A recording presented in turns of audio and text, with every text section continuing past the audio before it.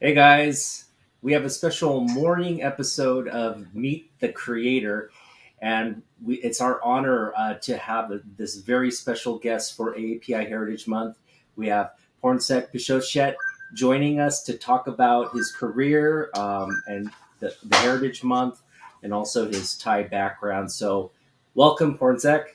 Hey, pleased to meet you guys. Hello, welcome to Hi, the show. You thanks. guys forgot one thing. He's an Eisner Award winner. Of course, of Oh course, he's an my Eisner gosh, Award we've winning been saying that writer. all week. Oh, Yeah. so good, guys. So again, thank you for your time, and I just wanted to get right in and start with kind of your origin story. Can you just talk about your Thai American roots and how you got into comic books?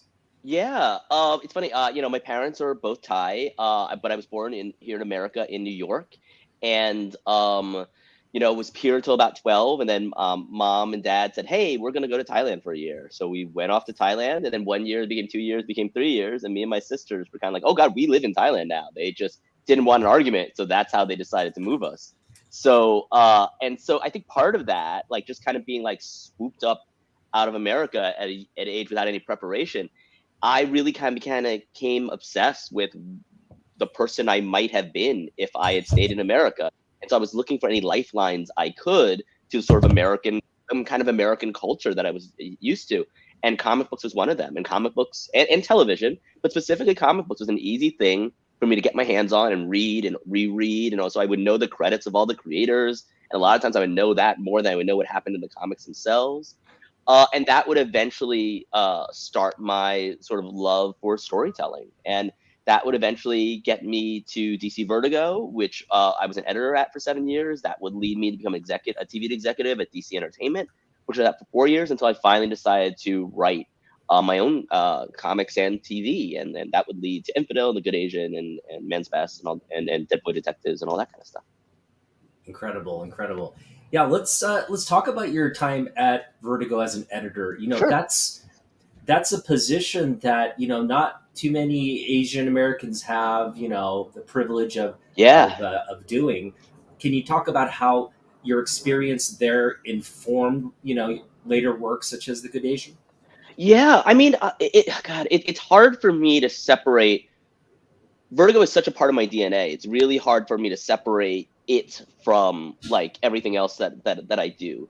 I think one of the things that helped. I mean, there's not that many Asians sort of in Vertigo, but the ones that are there are like they're very high shoes to fill. Cliff Chang was an assistant editor there for a while. Jenny Lee, who's now gone on to edit films, and she's edited so many like sort of iconic comics in and of herself. I think one of the things that it helped me, a lot of the books that I worked on, stuff like The Losers, stuff like Human Target, Aaron and Ahmed. I worked on a lot of books, and they're partly my interests too, but I also think we kind of found each other because they were my interests. There are books that found a way to use genre and these adventure stories, these genre stories to talk about politics or talk about the world in a way. And so it really gave me a sense on sort of how different people approach that. And one of the things I learned, and I think this was something Mike Carey had said, it's all about where you plant your flag. If you plant your flag in sort of fertile political soil, you can have stories that are about political or social or social subjects with a social consciousness without having to editorialize. The best example of that is The West Wing. You know, Sam and CJ can have a conversation about pardoning turkeys, but because it's set in the West Wing, it has a deeper political ramification, a political interpretation of it, and the writer doesn't have to work in order to do that. It's there just sort of in the setting, and Mhm. and so that was one of the things I learned at Vertigo, that if you set it in the right soil, the job isn't how do I make a political analogy with the story. It's how do I not make a political analogy? How do I keep it from getting too politicized? How do I have just the characters be characters? And then the politics and all and the social world that they live in kind of becomes apparent through that. And that's one of the big things sort of I learned at Vertigo, just in terms of how I approach my work. But there's so much. I'm always an editor first, so that comes from Vertigo. If I'm and this happens all the time. If I get assigned an assignment, I want to, I'm constantly like, does the artist have what they need? It feels like the artist will need script soon. Like, do we have a green light on this sort of stuff yet? So I'm constantly thinking like an editor for everything. So it's kind of hard for me to separate my time from Vertigo from everything I do. Yeah. No, I mean, so let's talk about how the Good Asian project came together. Um, how did you bring that team together?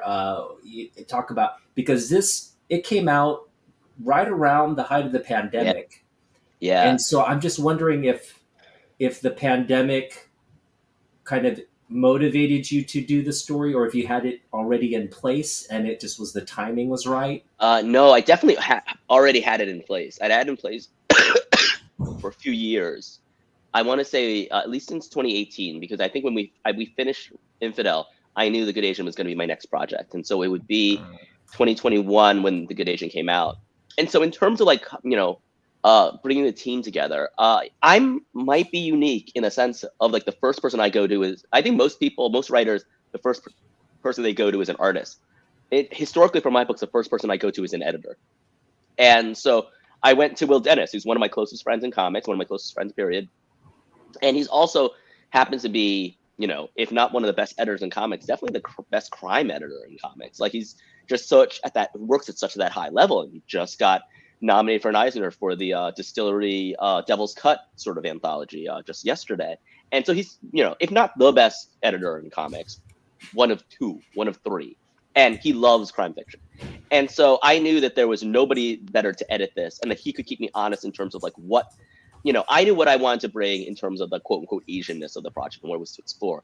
But he could keep me honest in terms of like the crime aspect of the comics, make sure it was a good crime fiction book, because he's edited Brian Azzarello and Jason Aaron and like, all these sort of greats, Joe Kubert. And so that was my first stop. From there, we went to look for an artist. And we were kind of like, who is sort of like, who's like an Asian Darwin Cook, because that's kind of like the vibe that we wanted. And then Will was just like, why don't we just talk to Cliff Chang, who was a friend of both of ours.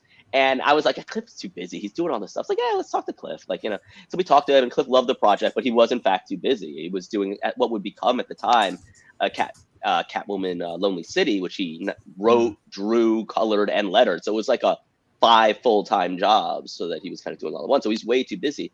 But he says like, well, let me keep an eye out. And then what ended up happening is one New York Comic Con, Alexander Tefenki, he was catching up with Cliff, and he's like, yeah, I just finished, working on Outpost Zero for Skybound, and Cliff's like, let me look at your stuff, and Alex had this really fascinating story about how at that point he was like in his mid-30s, he was about to have a kid, and part of having his mom had told him he was about to have a kid, like, you should know, you're adopted. Oh, and by the way, your dad's Asian. You're not like, I think he thought he was Lebanese, or like he thought his mom's African, and he thought he was half African, half Lebanese. He's like, you're not half Lebanese, you're half Asian. Okay, gotta go by. And so he was like, wait a minute, I'm Asian all of a sudden. And so he was, and he to kind of get back to that, he was Vietnamese. His dad was Vietnamese, and so he's part Vietnamese, and part of that was him and his wife living in Vietnam to get back to that Vietnamese culture. So he's telling Cliff all of this. And it's like, so yes, it's a really crazy thing. I'm had to try and discover like what it is to be Asian at this like late point in my life. And Cliff was just like, do I have the book for you? And so that's when Cliff introduced me to Alex. Wow. And we got along great. And then from there, like we went to try to find like the best colorist for Alex, and we gave him a bunch of people. And Lee Lowridge is a guy me and Will have worked with for the past 20 years, and I love Lowridge. And whenever he's in town, we always hang out. He was the first creator I've ever went out to get drinks with in comics. So he's an old friend, and he got along really. And Alex was like, I think this is how I need my stuff to look. Because the thing about Alex is, if you look at his art, especially if you look at the early black and white art for The Good Asian, everything was complete. It was zip-a-tone. It's very hard to color because it's all there. Everything that's there is there. So it's like, how do you add color to it without actually making it worse, without overcomplicating it? And Lee's the genius at that kind of stuff, at setting mood and tone through color. And so he figured out an approach to do that. And Alex was through the moon. Jeff Powell is kind of my go-to. Jeff Powell was kind of my go-to letterer and designer coming from Infidel. So I, of course, brought him on board. Alex was happy with him and brought him on board. And then it was time for cover artists. And then, and for the second time in my career, I told Will, like, I want someone who kind of does what like Dave Johnson does. And Will was like, why don't we just ask Dave Johnson? And then I was like, oh yeah, we could do that. And so we asked Dave, and he signed up to be on board. That's awesome. Yeah, I mean, it's such a stylistic. The Good Asian is so stylistically true to that crime noir genre. Can you explain or just expand on why you chose that genre to tell this, sort of tell the larger historical context of the anti-immigration policies? I think part of it is, the big inspiration was, learning about the Chinese Exclusion Act, learning that it went from 1882 to 1943, and being struck by how, like, oh wow, in the 1930s there was a popularity of sort of the Asian crime solver trope. We had Charlie Chan, but we also had Mr. Moto, we had a Mr. Wong detective. It's like, isn't it interesting that became, and Charlie Chan was huge when it came out, and isn't it interesting that it became huge at a time where Asians actually couldn't enter the country, or most Asians couldn't enter the country? So that instantly think like, okay, can I use that Charlie Chan archetype, that Asian crime solver archetype, to talk about all this stuff? And then once you start doing that, it's like, okay, well, the story must be a noir. You look at the tropes of noir, it's like, oh, there's a bunch of stuff that kind of line up really easily. And so, or not easily, but like naturally line up. So it kind of became, a lot of times I think of, and a little bit is inspiration, a lot of it is perspiration, of when you get this idea of, oh, wait, the things I want to talk about line up with the tropes of this genre.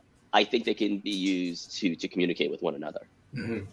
Yeah, and the themes also, when it came out, we were dealing with a lot of anti-Asian hate. Yeah. So when you were promoting the book, what were some of the, I guess, the communication that you wanted the audience to understand about the project? It was really, when we talk about promoting the book, it's hard for me to entirely remember because it was very sort of surreal at that time, and I was very kind of uncomfortable with it at the time. So just to track like the actual breakdown of it, we came out in May in 2021, but we were announced in February of 2021.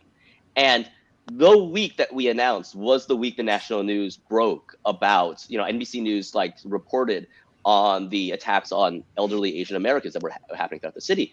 So, and that wasn't something I could have planned for. And I honestly, I didn't know how to talk about it, because on the one hand, I felt the pressure to talk about it because not talking about it was part of the problem. But on the same time, it's not like my book was done in reaction to that, because it come out long. The genesis was long before that. It was in the past, so it wasn't totally talking about the present. And so it was. I had a very clumsy sort of period, and hopefully it was more the anxiety on my part than anything that made it to air. But like, I wasn't quite sure. I didn't want to be seen as sort of exploiting what was a still very live problem that was happening just to sell books. At the same time, I didn't feel like I couldn't talk about it either. And I think it took me some time to get to the point where it's just like, what was happening in 2021, and to a certain extent still happens to a degree, was an extension of something that had been around for the past 100 years. And what my book was about was 100 years ago, where a lot of that, and talk about how so much of that formed, and why we don't talk about it and all that. And that would be eventually, as I got through the process of promoting the book, was where I landed. But when it was happening live, I honestly had no idea how to talk about it. And it was a lot of me being like, this feels wrong, but it feels like whatever I did felt wrong. Mm-hmm. Yeah. Jeff, NammaN, did you have any questions? Sure. You mentioned that you went to your editor first. Yeah.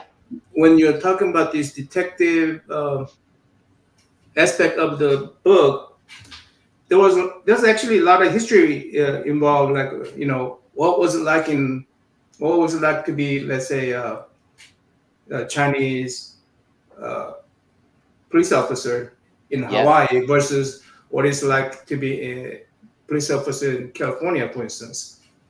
Yeah. So all that. Did you knew about this already, or did you have to do the research on these? Or? I researched everything for the book. So editor wasn't the one who helped you do that stuff, right? No. I all that sort of came from me. I would eventually, as you bring up a good point though, along the way, I would talk to friends, and they would introduce me to Grant Dinn, who is my historical consultant on the book. So I did the way I work, and what I've learned is how I work on these books is, I have a story, and then I see what my holes are, and I try to fill my holes as much as I can through reading and history and all that sort of stuff to try to understand it. And what it's especially happened for this book is there's a lot of gaps in history, and then all I can really do is connect the dots between my research as much as I possibly can to sort of get to fill those dots.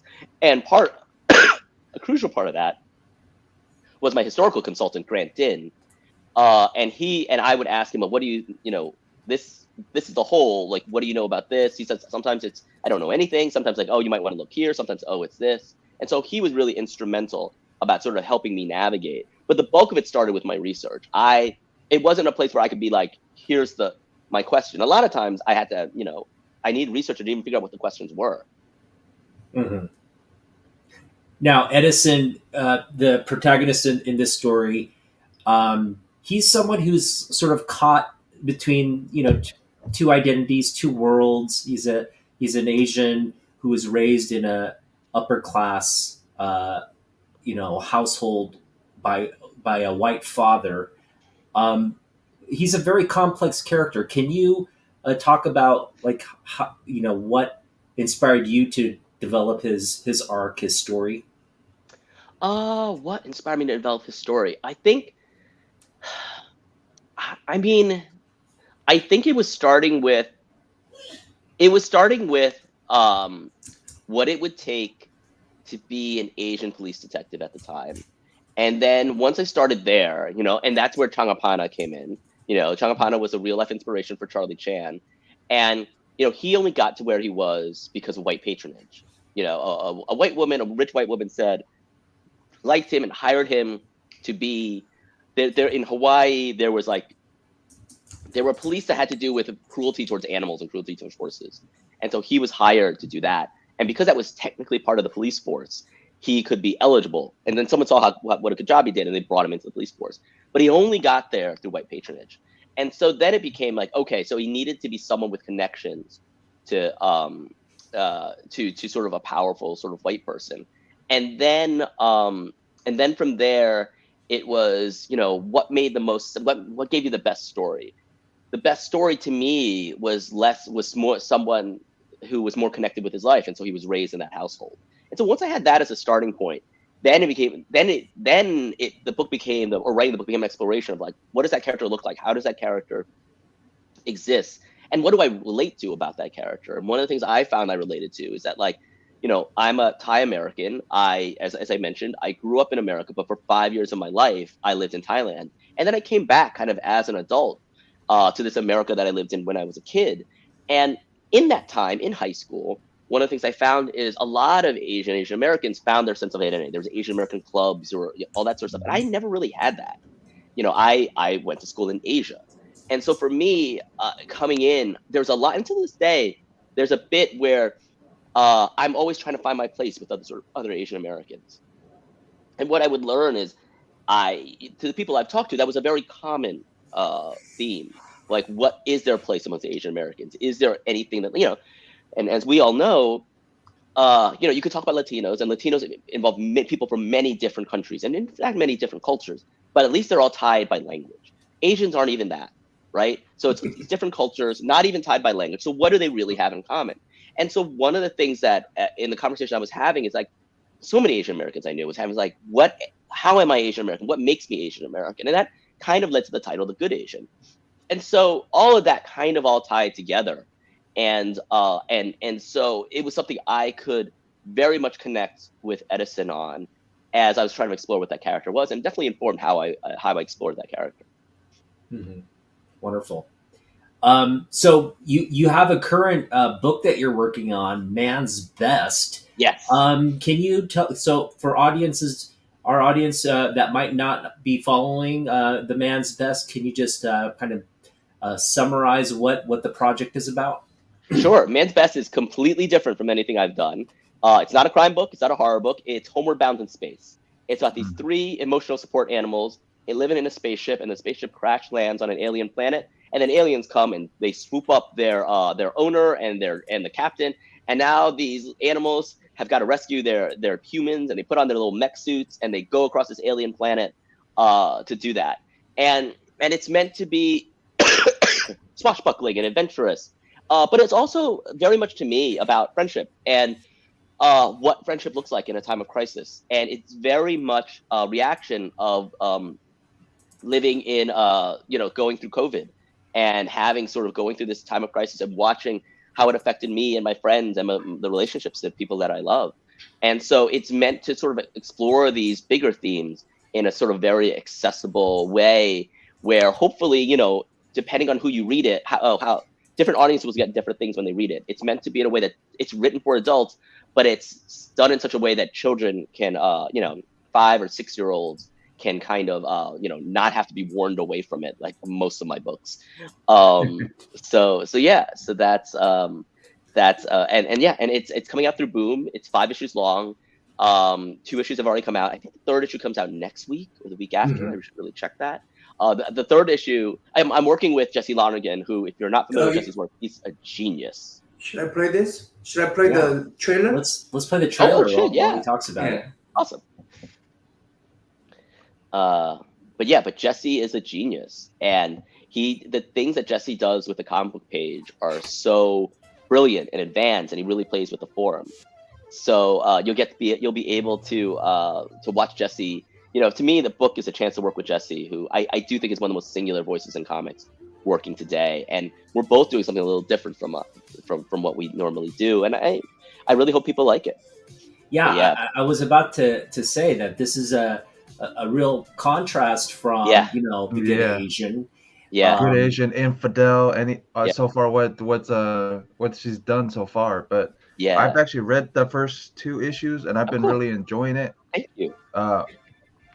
So thank you. It's a ton of how many issues are out? 2 issues are out right now. 2 issues. It's gonna be 5. It's a mini. It's gonna be 5 issues. Yep. So in terms of this story, you're currently, kind of, is it all written, or are you kind of doing it as you're going, as the run is going, or where are you in terms of? I was writing it as the run is going, but at this point I finished all the scripts. And this point actually Jesse's done all the art. So it's just the lettering that still needs to be done. So it's all kind of like ready to go. That's great. Well, I got a question for him. So I've heard that you're writing a script for The Good Asian or something like that. Yep. Adapting The Good Asian or trying to adapt The Good Asian for television. And so we're I can't talk too much about it, but I think what's public is we're working with MRC, the studio behind my mom's favorite show, Ozark, and Atomic Monster, that's James Wan's production company, and the guys over at 3 Arts who manage me. And and we're all working together on the television adaptation. Incredible. Wow. Looking forward to that. Yeah. All right. Yeah. Hey, Kyle. Jeff, you got any other questions?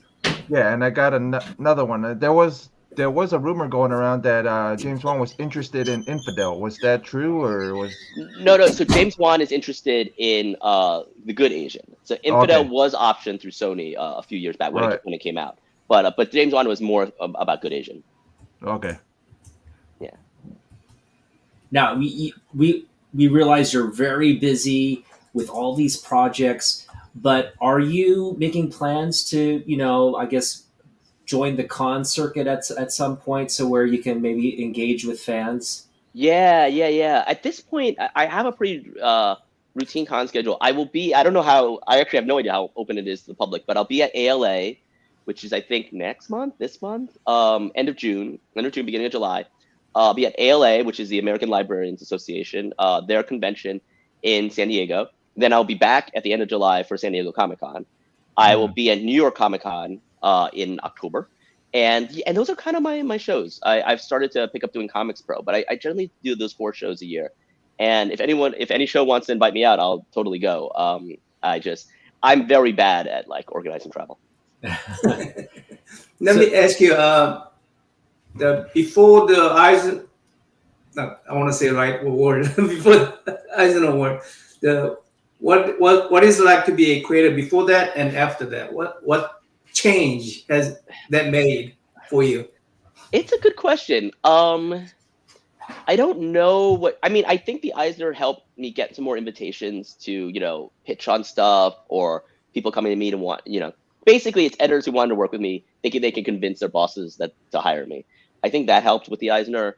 But honestly, more than anything else, everything else is kind of the same. I think I asked Alex the same question. Alex Tefengi, my artist, and I asked him, like, does it uh give him does it do anything? And for him, he sort of said, and leave it to my artist to find the best words for it. He's Whenever he looks at the ward, he knows that he's here for a reason. And I think that sums it up best. I think that's what that award means to me more than anything, that I'm kind of here for a reason. Yeah, I mean, that confirms for you, huh? Awesome. Yeah, you're in a special group of of industry professionals that are, that the highest at their game. I also, related to that, want to ask you, who are some of your maybe growing up or your contemporary? Who are some of the creators in the industry of Asian heritage that have informed your work or inspire you, or your favorites?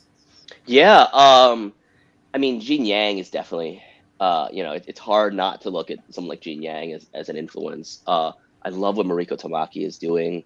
I have a really great admiration for the things that Greg Pak has done. There's a ton of sort of great Asian creators out there. A lot of them are cartoonists. John Pham, Derek Kerr Kim, Jeremy Holt is a great writer. I'm a big fan of, Pakistani writer Sabar Prasada, who's doing some stuff at Marvel right now. There's a lot of, and then you look at people like Marjorie Liu, who's doing such fantastic work. I mean, there's just so many Asians doing fantastic, and those are just the writers. Like, once you get started with the artists, like, forget about it. There's so many fantastic Asian artists. Jason Liu is doing some great stuff. So there's tons of people that sort of inspire me. Probably my earliest inspiration in terms of that might be Gene Yang, though. Do you do art as well, or do you just I don't. Can't draw to save my life. Just made me realize I have a wrong label for you. I'll change that, but I need to change it to writer or creator. Totally fine. This is AAPI Heritage Month, and it's really a month to showcase our community, our history, and for this channel specifically, we want to highlight the great work that Asian Americans and Asian creators are doing in the industry. What does the month mean for you personally? Wow, it's a big question. I think the month means, honestly, it's a good time to get some good food, but it also means a time to just. I think part of what I was sort of saying earlier is that I think, certainly myself, I think all Asian Americans are still trying to define what sort of Asian American means and what their relationship is to that. So I think for me it's a time to kind of, it's a weird push and pull, where it's something I feel like I know, but also I'm very aware that I don't know. And it's a time to, to listen more than anything else, and sort of expand what my definition is. Mm-hmm. Yeah, I mean, you made a great point. We're kind of Asians are kind of dumped into this, category, but we're so diverse. We're so many as well. Yeah. We take a big portion of the global population. So you're growing up in Thailand. You talk about your culture there, because Thailand is such a unique culture. It's got a unique language. It's got a unique geography. What was it like to grow up there, and how does that experience help you here as a professional in America? It's a really good question. I mean, as much like my time at Vertigo, it's almost hard to extract. It's such a part of who I am. It's almost hard to extract, like, what it added and how it influenced me. I think part of what living in sort of what a developing nation as Thailand is called, as I was growing up, they were called third world countries, is that you realize that Americans have, and this isn't always a bad thing, It can be a bad thing, but it's sometimes a good thing too. There's a sense of entitlement around America.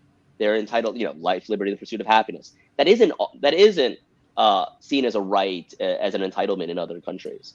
It's definitely not necessarily seen as a right as a developing country. And so I think that kind of helped me, get a certain perspective of, oh, there are certain things that won't be handed to me. Like, if you're Thai, you don't expect your culture, to be represented, because it's such a small country. You'll see if Thailand's mentioned at all, it's an exotic location for an episode, an hour, a season of television, but it's seen as something sort of exotic, foreign place.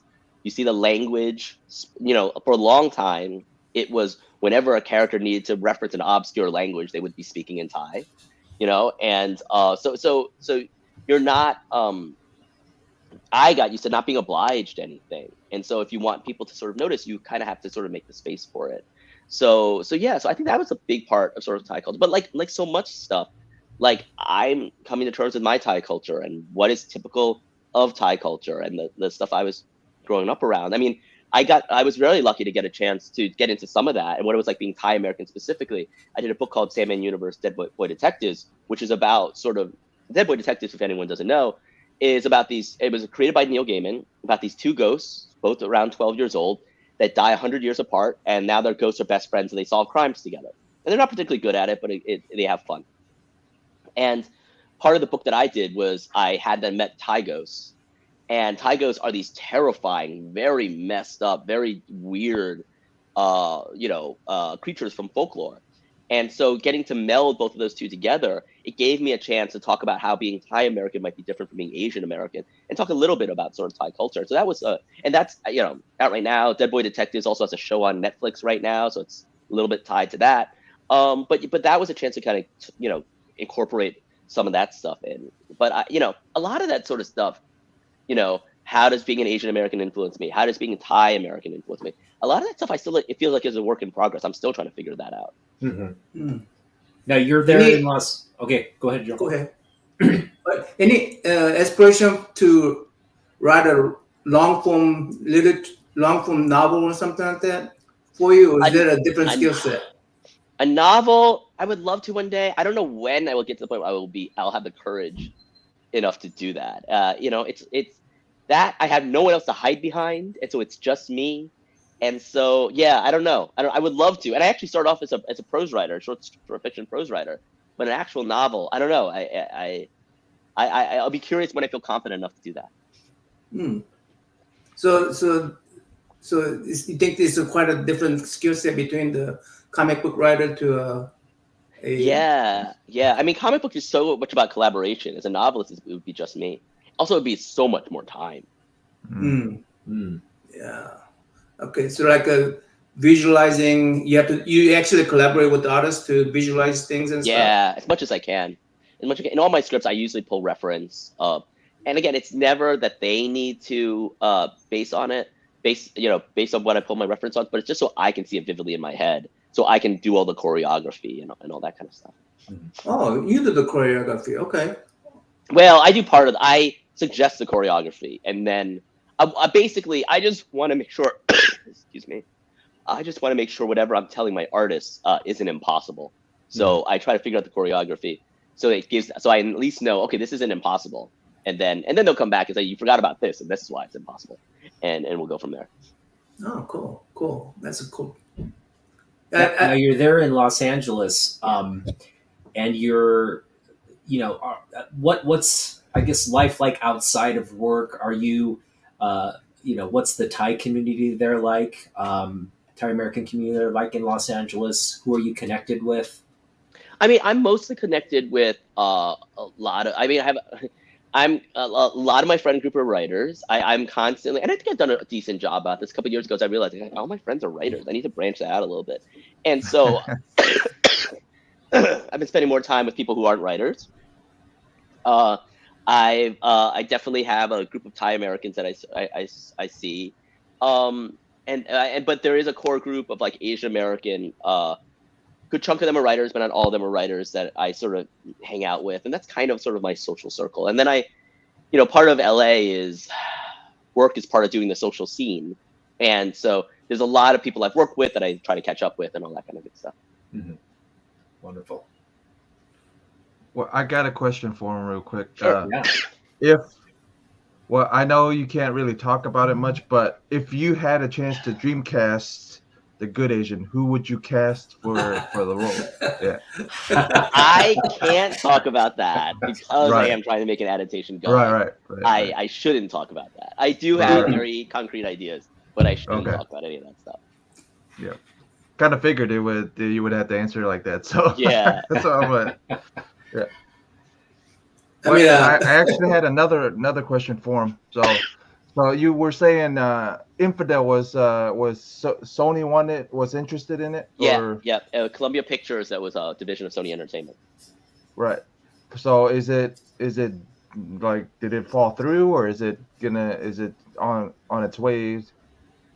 Probably can't totally talk about that. Probably can't talk about that either, right? So. Yeah, let's stick to the stuff you can talk about, Jeff. Yeah. Right. So yeah, we are definitely wanting to maybe have you back on next year if that's possible. Just catch up. Okay. Yeah. And Hyung, if there aren't any questions in the chat, do we have any questions from the chat? No, there's a lot of admiration. I met Pornsak 3 times. Entropy met Pornsak 3 times. I appreciate that. Extremely approachable, receptive, and kind. Go ahead. I'm sorry. Go ahead. I think E had a question. I think E had one. I found E's. I think E's a quick. Yeah. Okay. I think. I'm doing the research. You get a chance to insert into the story. Oh my god, I feel like there's tons.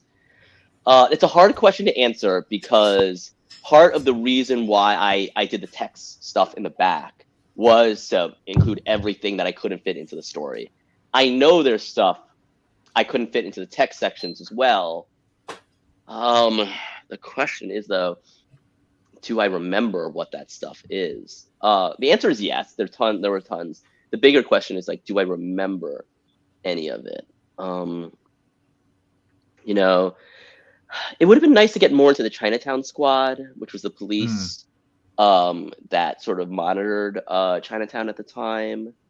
I originally, in the story, there was an early idea. I never actually hit script, but there was an early idea of, like, doing something from O'Malley, the Chinatown Squad detective's perspective, to get a little bit of that perspective a little bit. But as you're doing the story math, it didn't make sense, and it wasn't as important as other aspects of it. Mm-hmm. I think those are the first things that come to mind. And there's some other and there's other stuff that didn't take place in the 1930s that I would hopefully like to get into in potential sequels. Mm-hmm. Yeah, I was gonna ask if there was gonna be a spin-off to the Good Asian anyway. So that pretty much answered it. I think I've said this publicly. I am writing, in theory. I'm researching a sequel right now. Really? Okay. Yeah, the research process is slow and long. I'm excited. I'm behind on it, but I am in fact researching it. Oh, so go ahead. Is the main character returning? Yes, I think I can say that. Yes. Yeah. Okay. Good. Yeah. Another one of those. I can't answer that.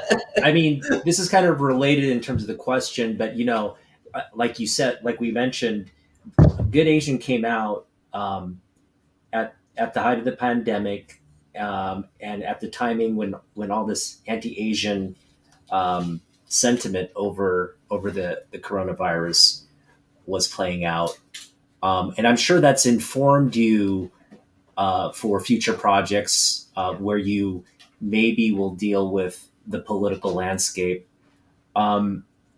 Just can you talk about how your plans for maybe approaching political topics in your work for future projects, and how you will handle that, maybe not in the Asian American context, but in the larger sort of American political context?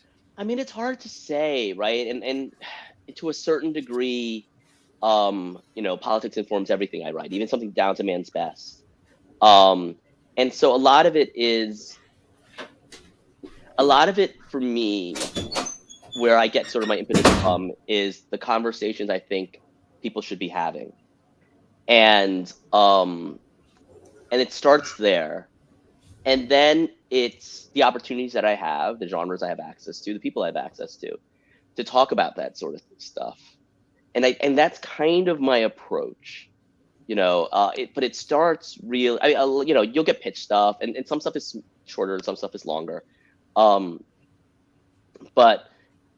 for me, it's always, what are the conversations we should be having? And knowing which projects allow you the room to talk about that and which ones don't. It's funny, I'm saying this almost to myself because I'm in the process of pitching on something, and part of me is just like, I don't want to pitch this unless I have something to say, and I don't want to pitch this unless I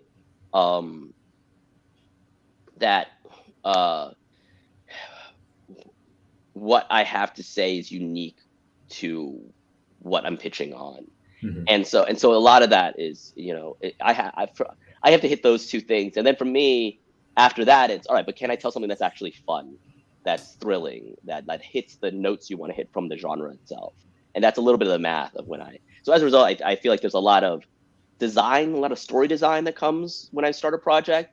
And then the scripting sort of happens after that. Yeah, we're looking forward to any future projects. Thanks. So yeah, I know we're a little bit on time today, so I guess we'll just end with can you give us a little synopsis of the upcoming, because it's going to be out in people's local comic book shops next week, but the sort of a preview of the current issue on Man's Best. Yeah, Man's Best 3 by Jesse Lonergan. Again, it's our Homeward Bound in Space. Issue 3 is really fun. It's where Jesse really gets to let loose, and I think it's when me and Jesse really start to jive, and he's just going to do some crazy stuff. Part of the goal for the book was almost to write an ultimate Jesse Lonergan book, to do everything that I love and what he does and put it all in one book. And I feel like with issue 3, we start I feel like I start to fulfill the promise of that.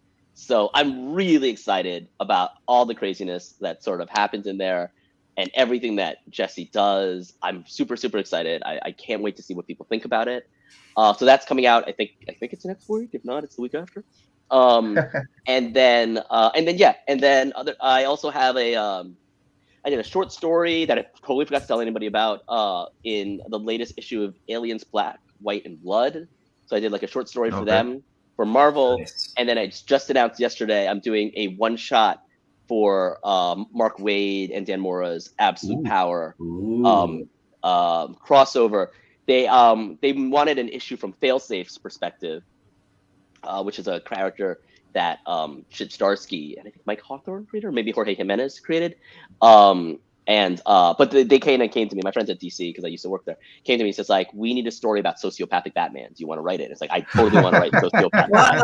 Okay. So it is a story. It's 20 pages told from the perspective of sociopathic Batman. Wow. Well, I got one more I got a question for him anyway. So what what hero would you want to write for one sec? Like any hero. God. Let me see. There are characters I would love to write. A lot of it comes if I had time, but